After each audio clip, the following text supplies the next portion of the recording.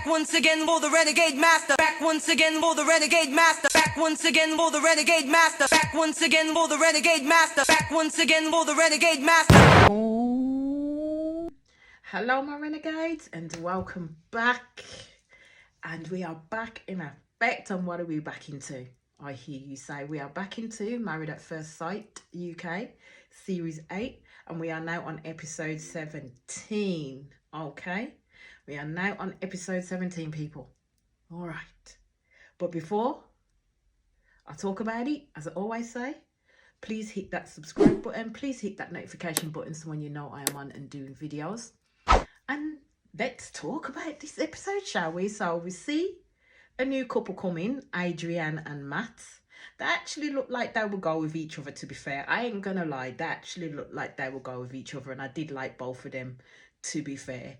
And they both spoke about their backgrounds and the difficulties that they've had and how quickly they've had to grow up in terms of which has shaped them into the people that they are today. So Adrienne talks about the fact that she used to be a big girl and she's worked hard to get where she is right now, and she managed to lose 8 stone, and I'll say more power to her. More power to her. But she was saying that for her, marriage means security, and she just wants someone to say, I've got you, because she's usually got everybody else. Now, her childhood, as I've already explained, wasn't so great. I think it was her mum that ended up with MS, and basically her mom couldn't then care for her, so it was one of her friends and her friend's family that took her in and brought her up as their own, basically. So same with Matt. He basically looks after both his parents. He is now part of, I think it's the family business, the family window cleaning business, and the reason how he got into that was because he said that his father had a stroke. So both of them has had really huge events go on in their lives, especially at younger ages, which has propelled them to where they are now. So then it moves back to the flats, and you see Paul and Tasha having a discussion about what happened on the couple's day out. And you see Tasha discussing with Paul in regards to how it turned out between her and Erica. And Paul was asking Tasha, does she think that they could work it out? And Tasha basically said that she was just so annoyed with how this girl was carrying on at the end of the day, that she doesn't know if she can work it out with her at that point in time. And then you see Jordan and Erica chatting, and the way that Erica is embellishing the story, like she had this bravado and Tasha was doing X, Y, and Z to her. I thought, my girl, calm yourself. Like, seriously, calm yourself, because right now you're embellishing the heck out of the story. You're not really saying what you did in order for Tasha to blow up in the way that she blew up at you.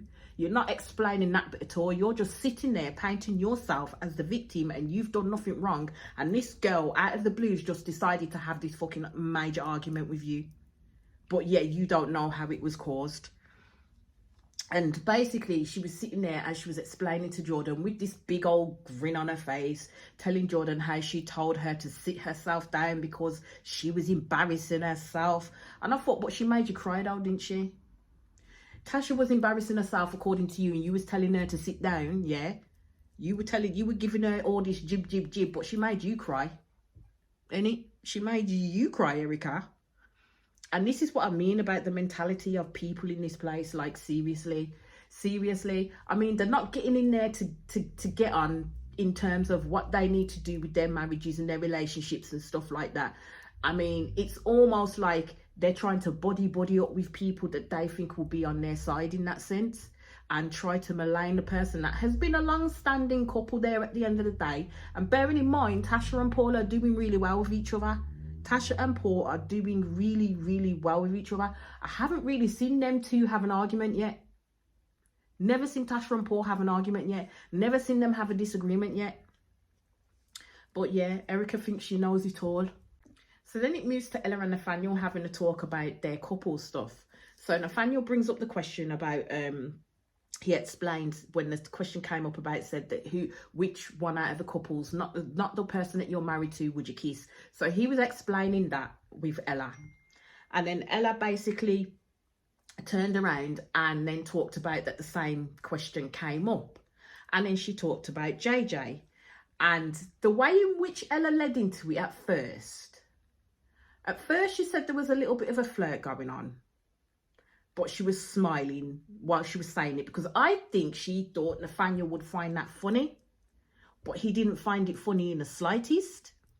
Because the way she did it at first, the way it led into that at first, is she turned around and she said to Nathaniel that I don't think JJ likes Bianca, fancies Bianca.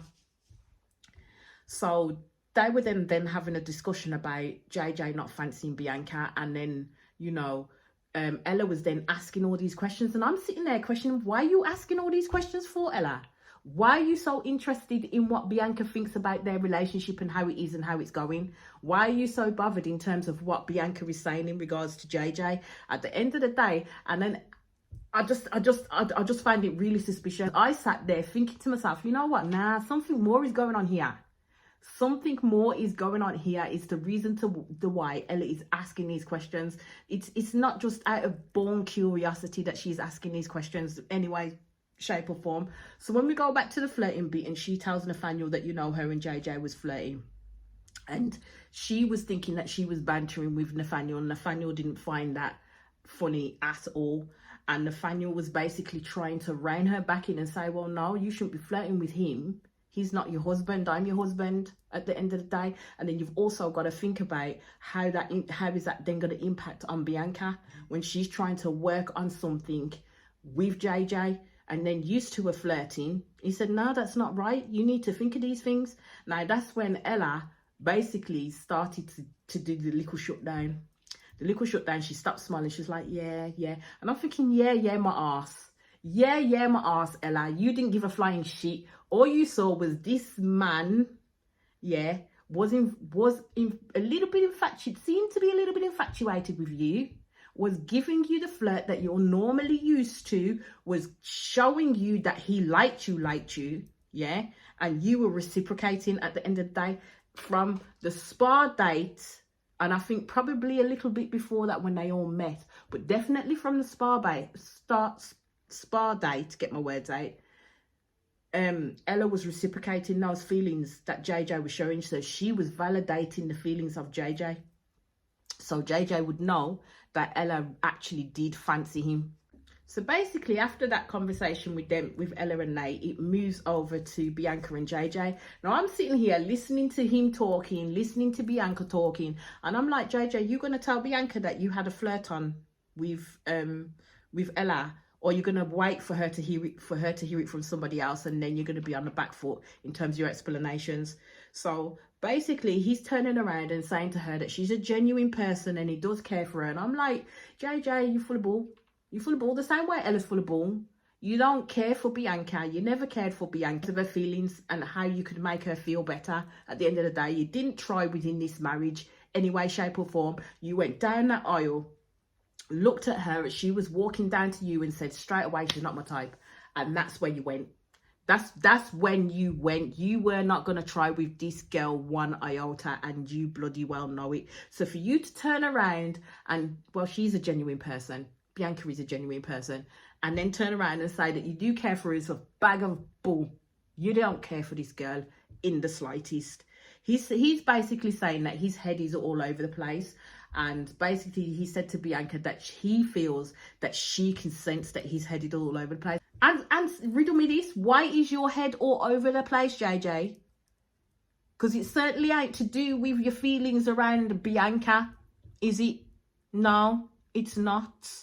It's certainly to do with your rising feelings that you have for Ella, isn't it not? About you feel your head is all over the place. All you have to do is open your mouth and let the words flow out and tell this girl the truth. Tell this girl the truth. Save us the motherfucking heartache that is going to come, and tell her the truth. Like, seriously, he had ample time to tell this girl how he was really feeling, but he didn't. He rather pled ignorant and then looked like a fucking dick when it all came out in the wash. To keep trying. And basically saying that they're in a process and he wants to try and make things better. And I'm like, this man's head straight cuckoo-cuckoo, man. He's cuckoo-cuckoo because there's no way. There is no way. There is no way that he could sit there in this girl's face and tell her that he wants to go through this process to make things better. The man's a joke. JJ is a joke. So this week was the start of In-Laws week. So then we see Peggy and George. So I think with Peggy and George, it was her mum and her sister that came, and with George it was his best mate that came. Now George had already said that he is shit scared of Peggy's sister, basically, so he just wanted to try and create an environment of a good impression with this girl. But I don't think whatever he was going to bloody try was not going to work. So oh god, they came in, and I know you have these discussions sometimes with your family, like you can sit there and have little discussions with your family and say what you like and what you don't like, and, you know, shoot the breeze, whatever it is you want to do.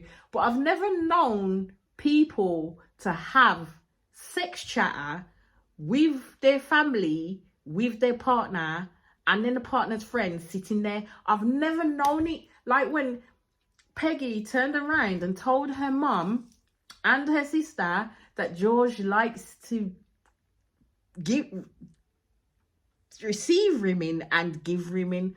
I can't believe this girl sat there and opened and said that. Like, even Peggy's mum was like, what's rimming? And Peggy's sister was like, oh, George, no, just no. And I'm like, why would you do that to the man? Like, seriously, why would you do that to the man? Because that's hella embarrassing. That's private. That was a private discussion. They were used to having a little game between you two. Why would you bring it out into the open to your sister and your mum of all people in front of George? That was embarrassment to high heavens. That was full-on embarrassment to high heavens.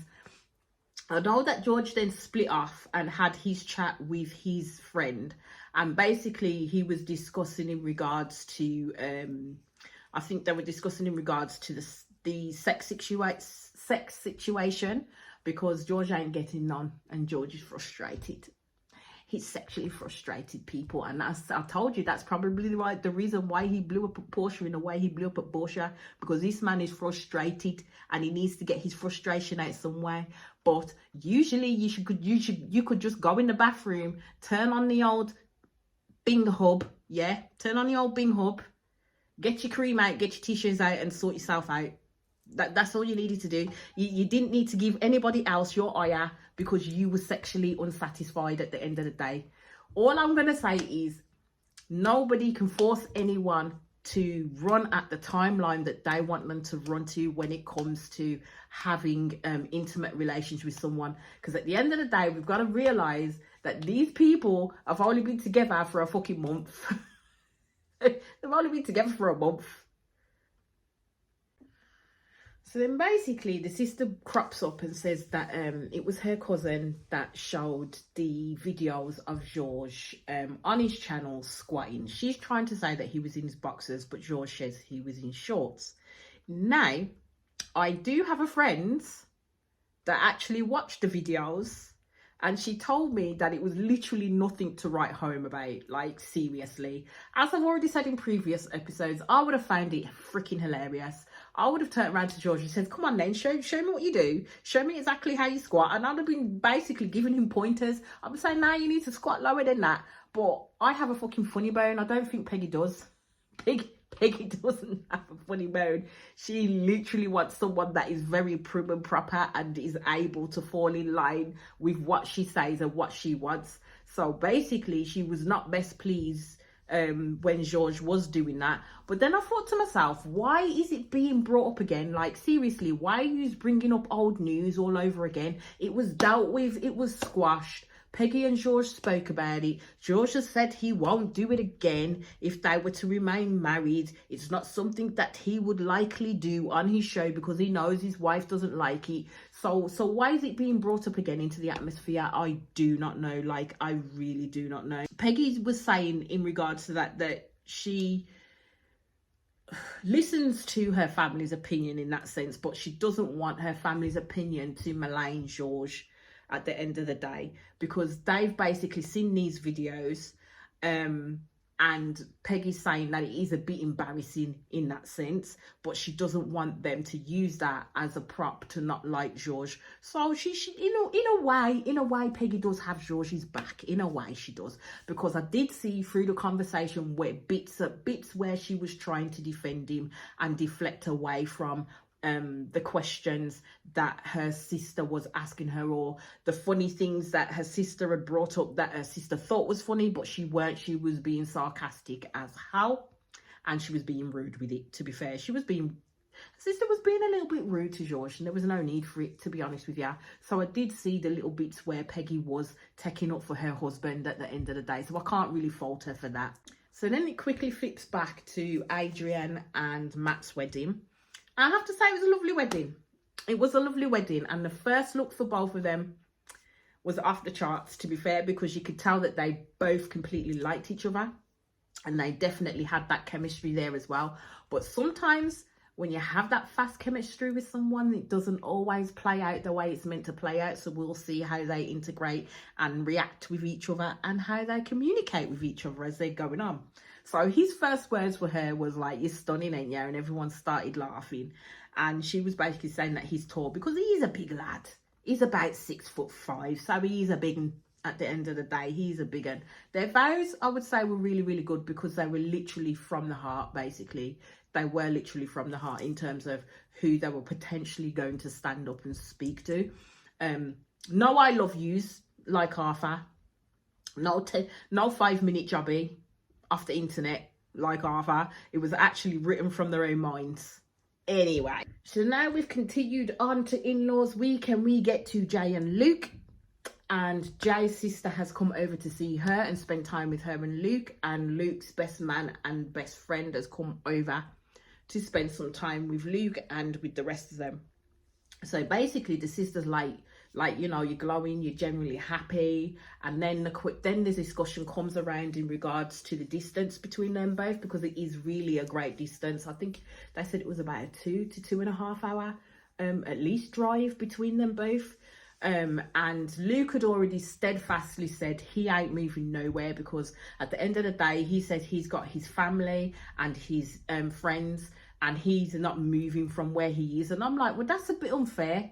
That's a bit unfair, because you're not willing to compromise on your location in any way, shape or form. So the expectation will be put on Jay to compromise, bearing in mind that where she lives, she's close to her family, her friends and everybody else that's a support for her there. So her sister was kind of worried that Jay is the type of person where she would usually actually, she would move for love. And her sister was quite fearful that Jay may pick up and just move off, and then she'd have no one. And if it don't work out, then it's a case of how is she going to get the support around her that she needs if it doesn't. So that's what her sister was worried about. But Jay was basically saying that, yes, she doesn't really want to move, but she's more so thinking of that process and would move, yeah, and she's more open to a move than what Luke is. Luke has just emphatically said no, and that's not going to work in a relationship or a marriage at the end of the day. So I think there's gonna come a point where they're going to have to discuss it. But I think it's right now a bone of contention for them, because they're literally overthinking that possibility. So then it flips back to Peggy and George, and I've already discussed the discussion that happened between George and his friends. So then Peggy's having a discussion with her sister in regards to everything that's going on at the moment. And the sister is worried that, you know, George is one of these people who would just like to say what you want to hear. Like the questions she was saying, she was basing it off the fact that the questions that she was asking him, he'd already had a set answer to what he was going to say. So he was quite quick off the mark. He knew what she was going to ask, and he was quite quick off the mark with what she was saying. And she believed that with that, he kind of might have a tendency to say what you want to hear. And it would be for Peggy to try and break that down and have those conversations with him at the end of the day, and say what she's thinking and feeling in regards to what he's doing and how he reacts and communicates with her. But I will say, it's every time they're talking about Peggy and George, or Peggy and George are talking, it is literally, what is it that George can do? That every time the camera comes to them, it is literally Peggy saying, this is what George needs to do. this is what George needs to do all the time. And I'm like, well, what is it that you're doing for George? What do you need to change in order for George to feel a bit more comfortable or do certain things a different way? Because you're asking all of this of George, but I'm not seeing you do anything. It's kind of like the case with Ella and Nathaniel. He's set down exactly what he wants from Ella. And if it's not there, then it's not going to work in that sort of time frame. And I'm kind of like, so when you're asking these things of these people constantly and they're starting to make progress or they're making moves and they're jumping through these hoops, when they get to the end, near enough to the end of what you're asking them to do, and they've made these changes for you, what else? What else is there? Do they meet that demand, or is there then going to be another need on top of that? So they're constantly jumping through hoops and never getting to an end goal with either one of them. And that's where my mind is thinking in regards to George and Peggy. Because as I said, it's always constantly Peggy asking George for X, Y, and Z. But I don't really hear George ask Peggy for anything. Like, rarely hear him ask her for anything. So George is then talking, I don't think it was to his friend at this point. I think it was to the VC, and basically saying that he's afraid that he won't be enough for Peggy. He's afraid that he won't meet the needs that she's looking for in regards to the marriage and whether their marriage continues or doesn't continue. And I said, this is it. This is where all these doubts start creeping in. This is where all these doubts start creeping in, because from the face of it, you'd think that they were a quite steady couple. You really would think that they're a quite steady couple, but they're actually not. So now we see Bianca and JJ go and have dinner with Erica and Jordan. And still at this point, JJ, in no uncertain terms, has updated or prepared Bianca for the fact that it may come out, you know, I was flirting with another wife. I was quite flirty with another wife. Not once did that man speak up and say nothing to Bianca. Now, that says a lot about JJ's character at the end of the day. He must think people are really reading through his bullshit, or not reading through his bullshit, the case may be, but we are. We see right through him. And it's just a shame that Bianca's going to end up being collateral damage in this shit show that occurs later on down the line. So basically they go and have this dinner, and it's Jordan that actually brings up the fact that it came out that JJ and Ella were having a bit of a flirt on. Now Bianca whipped her head round as quick as a bloody whippet, because she was like, what do you mean? Do you know what I mean? And this is what I mean. She's literally always hearing information secondhand. Nobody's thinking about talking to her first in regards to the shit that JJ is doing or pulling at the end of the day. So JJ's there basically turning around and saying, trying to play it off as though, nah. See, it wasn't like that. Ella's flirting with everybody, and she was flirting with other husbands as well. I was like, where? I watched the show. Where JJ? Where was she flirting with other people's husbands? Please tell me, point me, give me a detailed diagram to show me how and where Ella was fucking flirting with other people's husbands, because it was you two that were giving each other the googly moogly eyes at the end of the day. It was you two when you were talking and licking your lips and you're giving her that sly low dip that some men do. Yeah, we've seen it all. We've seen it all, JJ. So don't lie. Don't lie all your life. Like, seriously. So he's, as I said, he's there trying to wind it back in. And I think Bianca did get to a point where she was believing him and said that at this point in time, she has to believe what JJ is saying to her, because she doesn't have any other evidence in terms of what people are saying when it comes after the fact in regards to what has happened. So she wasn't best pleased at the end of the day that she was flirting with Ella, because she basically realized that Ella was JJ's type, and she didn't want that to come between her and JJ and their marriage and what they're trying to build. And I'm like, you know what, that ship has sailed. This man is not going to build nothing with you. He's not willing to build anything with you. He just won't come out and tell you that he's not willing to build anything with you. He'll do everything else around your back with someone else, because like I said in the last episode, JJ is one of these people where if he wants something and he wants to lay it down with something, he will do it. He will do it. He is a shallow prick at the end of the day. He's fucking shallow. All he needed to do was come out and say on big screen that he didn't like Bianca because he didn't like the way she looked.